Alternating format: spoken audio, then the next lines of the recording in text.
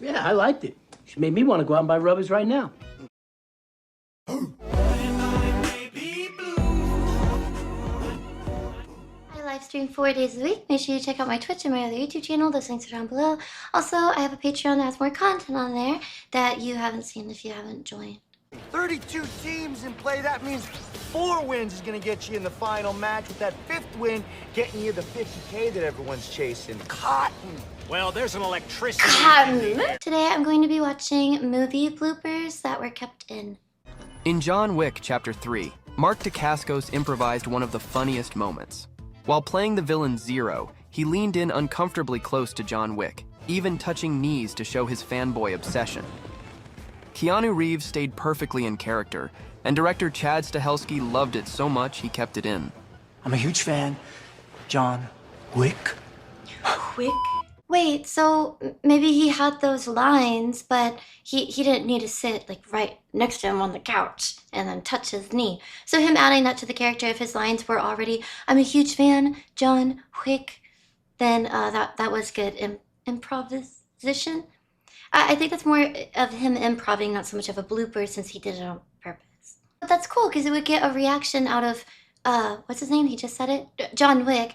That's pretty authentic, which is, oh, okay, I just knew that you were supposed to come into the room and, like, sit down. I didn't know it was going to be right next to me. In Scott Pilgrim vs. the World, Wallace bursts into the apartment drunk and throws his keys at Scott's head. Kieran Culkin did this as a joke, but Edgar Wright loved it so much that he kept it in. In E.T., 6-year-old Drew Barrymore charmed Steven Spielberg with her natural reactions and improvised lines. One of the most famous came when she blurted out the famous feet line, which Spielberg loved so much that he kept it in. I don't like his feet. I've never seen E.T., but I didn't know Drew Barrymore, only 6 years old? I don't know why I imagined her not really becoming an actress until much older than 6. Oh, but that's super cute and a very childlike thing to say. I don't like his feet. She's talking about the animatronic or puppet or whatever it was that they did, but it goes into she'd probably say that about it. His feet are funky. In Black Widow, the scene where Red Guardian struggles with his jacket, David Harbour actually got stuck for real, and the filmmakers kept that take in the movie. It still fits. Good for him, and good for the moment. It was probably funny, like, haha, it kind of goes with his doofus-like character. But, oh my goodness, the doofus-like character father cliche feels a bit overdone. Family. In Fast X, the fight scene where Jason Momoa breaks a tooth and tosses it at Vin Diesel, the moment wasn't scripted. It wasn't a real tooth either. Momoa revealed he broke a fake one during filming and improvised the throw on the spot. You butthole!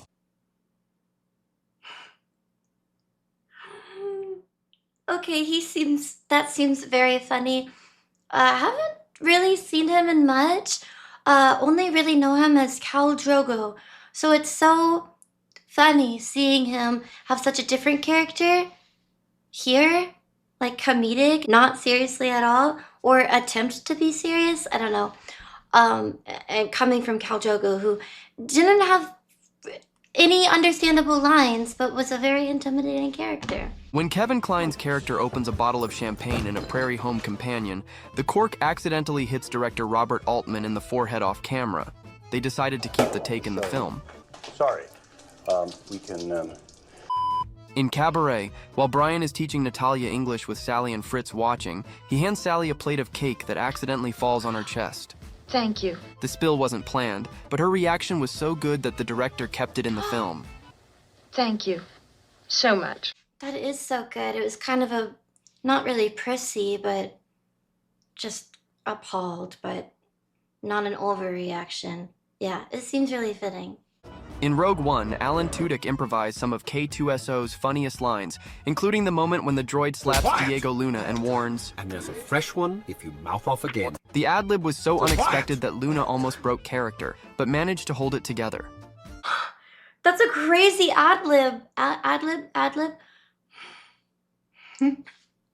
Especially for playing that character, it seems like it's right there on the line of, hey, that that doesn't really fit, but that's actually why it's so funny, because you wouldn't expect it. So it's just on the line enough to be really funny, but not too much, not crazy and out of character, and we need to cut it. In El Camino, fans got the reunion they'd been waiting for.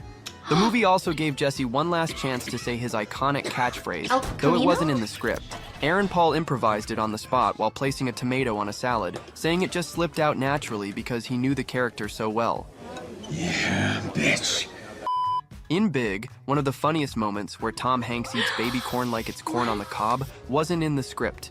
Hanks improvised it while staying in character as a 12-year-old in an adult's body. Director Penny Marshall loved the moment so much she kept it in the final cut. Yeah, that seems like something a child would actually do at dinner. That's pretty clever to come up with that. El Camino. What do you mean reunion? I feel confused by that.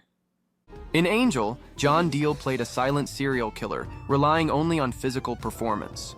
During auditions, he improvised by sucking the yolk from a raw egg and crushing the shell against his mouth. A disturbing move that impressed director Robert Vincent O'Neill so much, he added it to the film.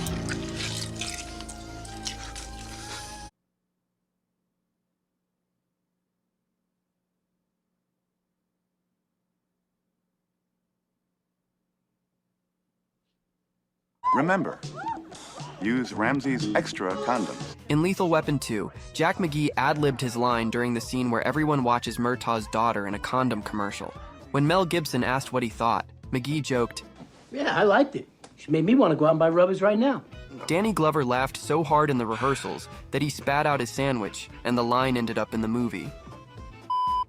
In See You Yesterday, Michael J. Fox plays a teacher who warns his student about the risks of time travel. After she leaves, he mutters, Great Scott. It was a clever nod to Back to the Future, and the line was unscripted. Fox improvised it after the original take, and the whole set erupted with excitement. Great Scott. In Mrs. That's Doubtfire, cool. Robin Williams reportedly improvised the iconic fruiting line. Pierce Brosnan later confirmed it wasn't in the script. Williams came up with it on the spot after the first fruit toss missed, and the second one hit him. The terrorists, they ran that way. It was a run by fruiting. I'll get them, sir. Don't worry. Oh, Mrs. Doubtfire. Kind of having a hard time even remembering them, like parts of the movie, but I know the movie. That was so sweet. Robin Williams. Yeah, I thought that wasn't the only improvised line from that movie either. I think that there was something else that happened that was either on accident but they left it in, or he did on purpose and they also left it in. I thought there was actually maybe multiple times or instances in that movie. In Raiders of the Lost Ark, Harrison Ford gave Indiana Jones one of his most defining traits with a single ad-lib. When Marion tends to his wounds and teases that he's not the same man she knew years ago, Ford improvised Indy's reply. It's not the years, it's the mileage.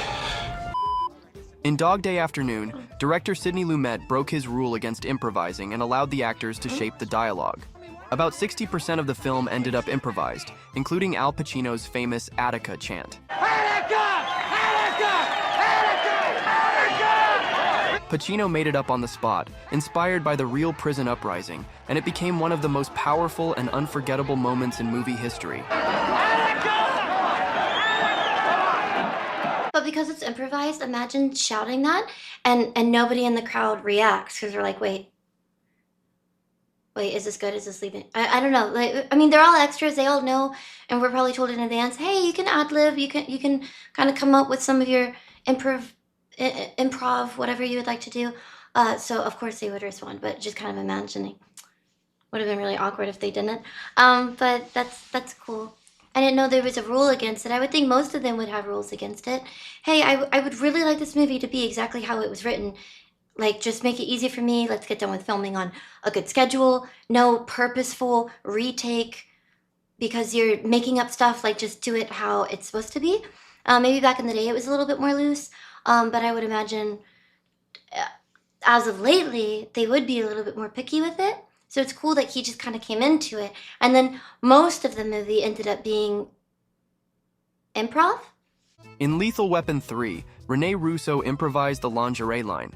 Riggs's confused reaction was real, and Mel Gibson had no idea what it meant either. Close as a lingerie shop without a front window.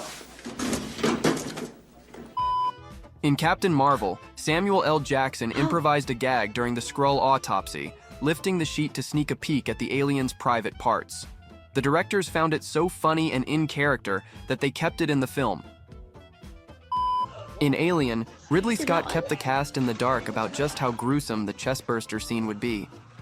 When the alien exploded out of John Hurt's chest, the shocked, blood-splattered reactions from the cast, including Veronica Cartwright literally falling over, were completely real. Classic. I love that movie. Feels silly saying that though, because I think that I've apparently only seen one. I remember seeing one that involved a little girl. So now I'm worried that the one that everybody references is somehow like not their, like, is that like technically the second? Maybe that's the first. I don't know.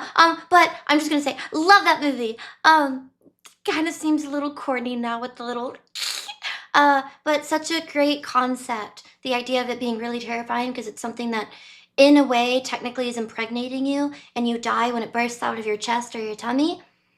Terrifying for everyone. Also such a good idea to not tell them because then they would have real horrifying reactions to that, I would imagine. So really good, that one's exciting. In Pirates of the Caribbean, The Curse of the Black Pearl, Jack's line about human hair wasn't scripted. Orlando Bloom almost broke, and Kevin McNally can be seen laughing. The filmmakers even tried cutting it, but decided it was funnier left in. Human hair from my back. In The Godfather Part 2, one of the most emotional moments is Michael confronting his brother Fredo.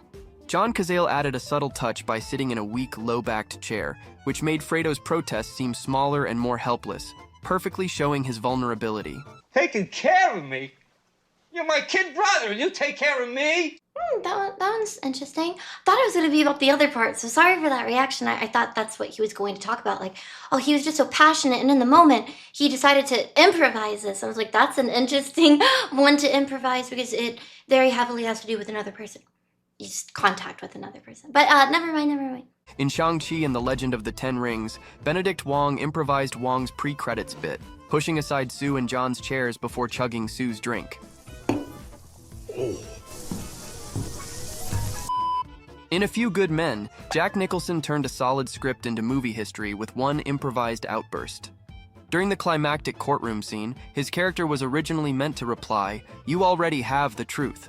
But Nicholson felt that wasn't strong enough. Instead, he erupted with the now iconic line, I think I'm entitled. You want answers! I want the truth! You can't handle the truth!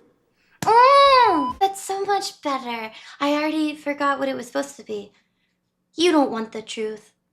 Is that what it was supposed to be? Yeah, you can't handle. Much better. That's funny. I don't even know what that is. But yeah, everyone's heard that, probably. In The Irishman, two great improvised moments actually made the final cut. In one scene, Stephen Graham suddenly slapped the ice cream out of Al Pacino's hand, catching even Pacino off guard. In another, during an argument about Hoffa being late, Graham asked Robert De Niro's character for his take, and De Niro replied with, "10's not enough. You have to take traffic into account." About 12 and a half minutes. In The Fifth Element, Gary Oldman's henchman Tricky wasn't warned about a massive explosion during one of Zorg's scenes. When the building suddenly blew up behind him, his shocked reaction was completely real. Bring me the priest.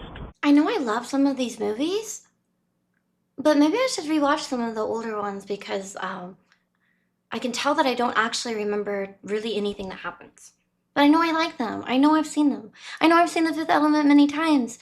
And I only can kind of picture the opera part, maybe one other scene, and then her coming in, a little bit of the beginning, and the chicken right after the microwave, and she's like hobbling over to eat it. Oh, and multipass, that part. That's really it. Like, and same with Aliens. I know I love the movie. I know I love the main character, and I even kind of remember the little girl, but I don't even remember how the end goes. I know I've done a lot of these same videos over and over again, so thank you so much for watching if you watched the whole thing. And if you haven't already, make sure you like and subscribe. Let me know down in the comments below what other type of videos you'd like to see. And check out my Twitch and my live on my other YouTube channel. I'm probably live right now. Bubble? Yeah. Okay. No! No! Unless you're a DJ and you're watching this at like 2 in the morning. Well, maybe 2 in the morning, your time is mine. Yeah, anyways, go check those links out. Yep, thank you so much for watching. Bye.